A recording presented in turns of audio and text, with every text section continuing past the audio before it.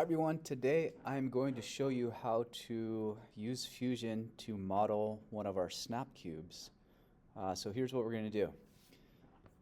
First, open a new design, and then you should have access to your data panel. So you open your data panel by the menu in the top left corner. Now you should see some projects like this. Some of these projects you do not have access to, some of them you do. You do have access to some of the projects in AET 9, 2024-25. So click there, and if you click on student folders, you should be able to see your name in there. All right. I'm going to save this under my name right now. So I'm going to go to the save icon. That's a floppy disk. And I call this Snap Cube. I already made one, so I'm going to call this Snap Cube 2. And I can see right here that the location is AET 9, 2024, student folders, but I want to click on the drop down and select my folder. Okay, and I'm going to save this. So now it's saved, and I recommend closing the data panel when you're not dealing with saving documents. It gives you a bigger workspace. All right, so let's get started. I have used the calipers to measure the cube, and so we're going to use approximate measurements. If you are following along and using the calipers, you might get slightly different measurements, and that's okay. You can use those measurements. What we're most interested in right now is this process. Okay, so the first rule of Fusion is always use components. So we're going to go to Create, New Component, and we have to give it a descriptive name. So I'm just going to call this Cube. I like to use all caps for my component names. All right, right there, I have my cube. Now I want to make a sketch, so I'm going to either use the drop down and create sketch, or there's also a create sketch icon up in the menu bar. And I'm going to click on the plane that I want to create my sketch, and I'm going to use a center rectangle. So I'm going to snap to that origin, and I'm going to drag out. Notice that I'm in millimeters. That's what I want to be in. I set my calipers to millimeters. I took all my measurements in millimeters. Otherwise, I would have to go to my document settings and change to a different unit. But this cube is about 20 by 20 millimeters, and I'm going to hit enter. And so now I've set that dimension, or those dimensions, and I'm going to finish this sketch. And so I'm going to make this a 3D object, a solid object, by using the extrude icon. If you don't see it here in the menu, you can go to create and you can select it from there. And so when I click that, I only have one thing that I can extrude. So it's highlighted in blue, and I can start dragging this arrow, and then I can change the dimension. It's also 20. It's a 20 by 20 by 20 cube. All right, so we're going to work with this. So now let's make that knob that's on the top. I've measured that. It has a diameter of 14, and it has a height of about 1.6. So to do that, we're going to create a new sketch, and we're going to hover over that surface and click. And now because I use the origin, it's easy to snap to that center right there. So I'm going to start dragging this out, and I'm going to set this to 14 millimeters, and I'm going to hit enter or return, whatever it says on your computer. And I'm going to finish the sketch and extrude. And the height of this is about 1.6. Notice it only increments in fives, so I need to type in 1.6. Okay. One thing I forgot to show you, if you ever need to make a change, you can go down here to the timeline, and I'm going to either control click or use two fingers and click, and I'm going to edit this feature. And the operation, it joins this. So when it joins, it makes it part of the same piece. It's called the same body, and that's what I wanted.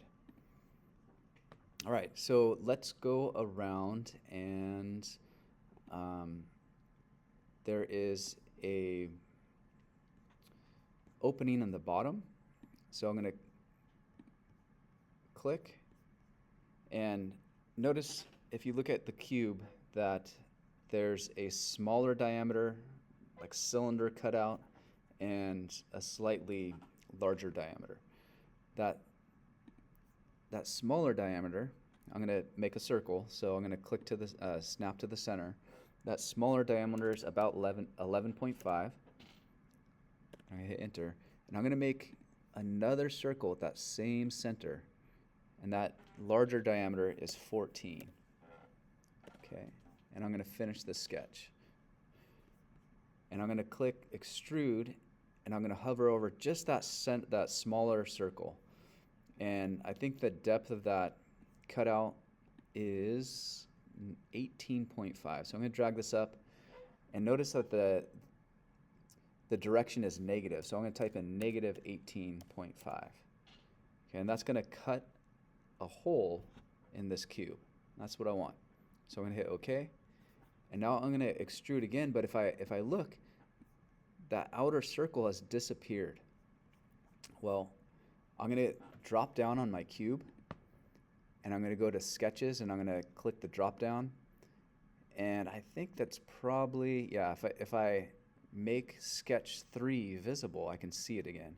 So I'm going to click there, and that's just about 2.8. So I'm going to drag up, and again, notice it's a negative direction, so I'm going to type in negative 2.8. And then I can hide that sketch again. So if I look here, that looks like the bottom part of the cube. All right, we're doing great. So I'm going to start making the cutouts along the side faces. So those are all circles. They all have a diameter of 14 and a depth of 2.8. So I'm going to click on the front face. Notice I changed my orientation tool, my orbit tool, to front. I'm going to click on the front. And it's hard to get exactly in the center here. I could kind of snap to this axis line. But if I move along this edge, all of a sudden I see that triangle, and that is a symbol that means that you're at the midpoint. So I'm at the midpoint of that line, and I can drag over, and I can see that there's a light blue dashed line. And then I'm going to snap to the axis line, and that's the center of this side.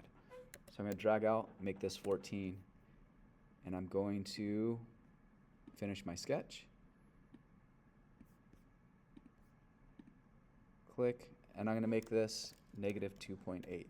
And so it cuts it out, and I have that little cutout on the side. So I'm going to rotate around, and I'm going to keep doing that same thing. All right, I'm going to try to do this quickly without a lot of talking, and just repeat that process over and over and over.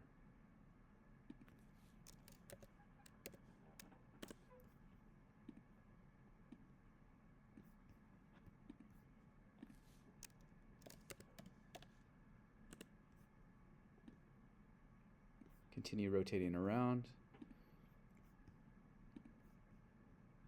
Find the center mark. 14. Finish my sketch. Extrude. Negative 2.8. All right. One more side.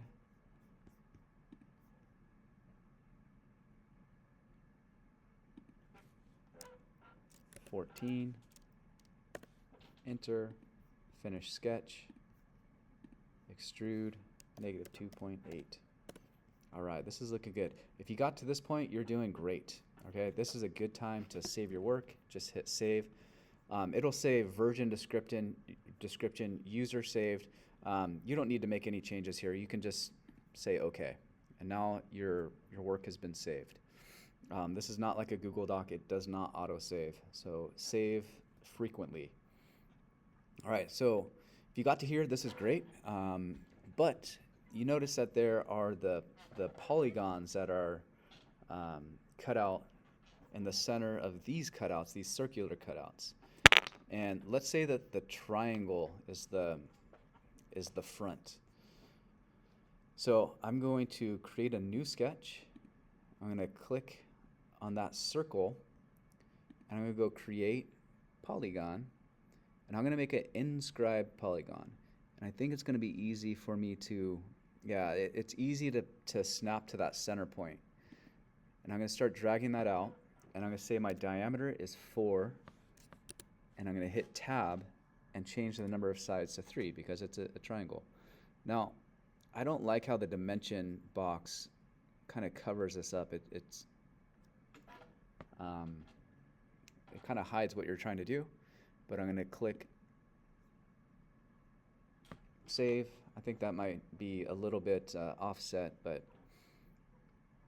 that's okay. I'm going to finish this sketch.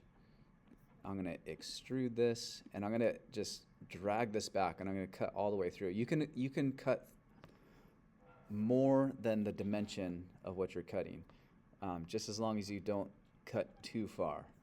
Right now I got that hole right there. So I'm going to rotate it around to the right side, and I think that would be the square. You could use the polygon tool again, but you could also use I got to make a sketch. So I'm going to click on the circular face.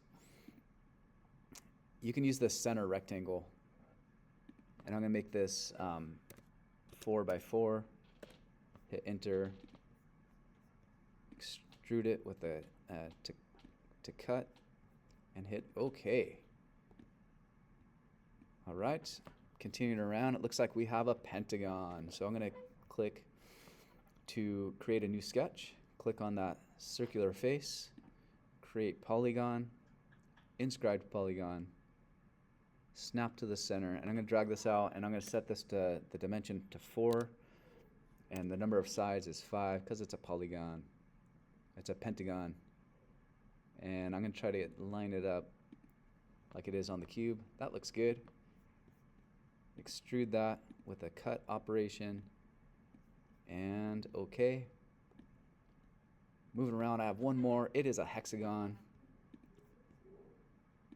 Create a sketch, go to polygon, inscribe polygon. I'm going to set this dimension to 4. 6 is already what I want, and I think it's lined up. Oh, it's actually lined up like this. There we go. That's offset. I'm just going to say that's okay. I'm not really happy with that. I would probably redo it, but in the sake of doing a quick video, I'm going to say it's okay. All right, great.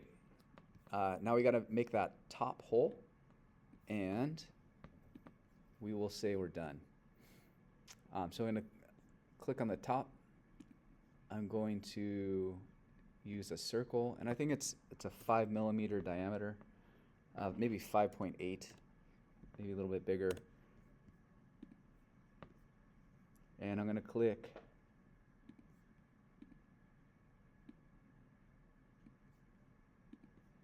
all right, great. If you got to here, this is really, really good. Let's do one more thing. We can notice that this has totally square edges. I can kind of round those edges by using this. It's called a fillet tool. And I'm just going to click around on each one of these edges, and I'm going to type in 0.5.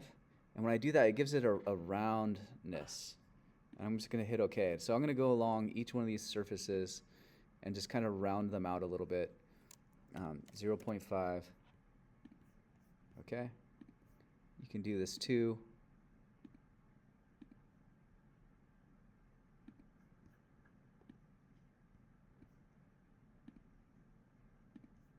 The edges that are going to be filleted are highlighted in blue. I'm going to type 0.5. This bottom one should work nicely because it's we made it a square. Let me hit OK. Right there. 0.5. All right, let's call that good. All right, great point to save. I'm going to save this. Now this is gray. None of the blocks are gray, and this is purely for aesthetics. But if you type A, and you look through, there's a lot of different colors. And it so happens that the painted wood, so let me see, if I close this, if I go down to wood, no, I gotta go to wood solid, and then I open the painted tab. I can see there's a lot of colors. You might have to download them by clicking on these arrows. I already downloaded the red, and so I'm going to drag that over, hover over the cube, drop it, and now I have my red cube. Great. All right. Hit save, and you're good to go. Great job.